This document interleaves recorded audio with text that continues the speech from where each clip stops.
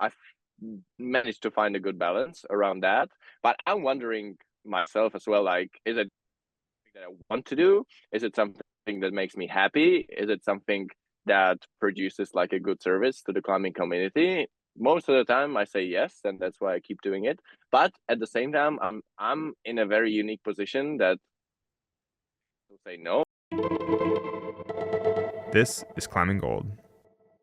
You're one of the most successful professional climbers in the world. I mean, regardless of your actual climbing achievements, which, are obviously you're the best climber in the world, but in terms of professionalism, you have the team, you have the agent, like basically you have all the people around you that help support your climbing. You have the YouTube channel, the whole, you're creating content, you're collaborating with other popular YouTubers, Mhm. like you're doing all the things that a modern professional basically has to.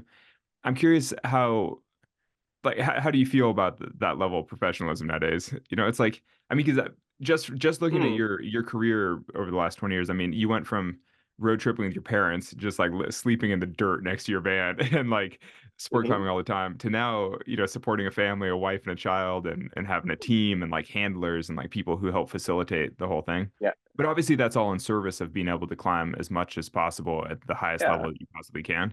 But I don't want to talk about that. I mean, it is a real change in climbing over the last I, 20 I years. mean, in a way, I don't really feel that much has changed. Yeah, because you're just climbing your I best can all the still time. be the same, and in a way, I can still be the same dirtbag that I was if Yeah. I want to, Yeah, and totally. and there are still a lot of days that I just take my van and just stay in the van for a weekend, and I don't have any camera guy, and I just do my stuff with one friend and enjoy climbing to the fullest. I have the whole team that kind of makes it all possible. That I really focus on climbing, and I don't really have so much work around. And I think I've managed to find a good balance around that. But I'm wondering myself as well, like, is it something that I want to do? Is it something that makes me happy? Is it something that produces like a good service to the climbing community? Most of the time I say yes, and that's why I keep doing it. But at the same time, I'm in a very unique position that will say no, Hmm.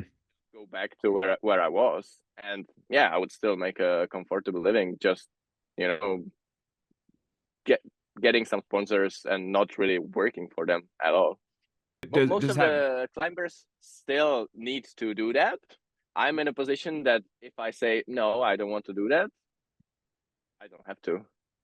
Yeah, I wonder if having a family changes your calculus for that kind of thing at all. Because I know that for me personally, it kind of has like I care so much less about social media and things like that, and like Hmm. creating content. Because I'm kind of like, oh, I'd rather be at home with the Yeah. fam and like focus on what I can sort of consider real life. I mean, do you notice that at Yeah. all? Yes, absolutely. I want to let work less. Let's say if you think of it, everything else besides climbing itself Hmm. is work. Even though it's part of like professional climbing career, climbing itself is something that you want to do, and everything else is like something extra.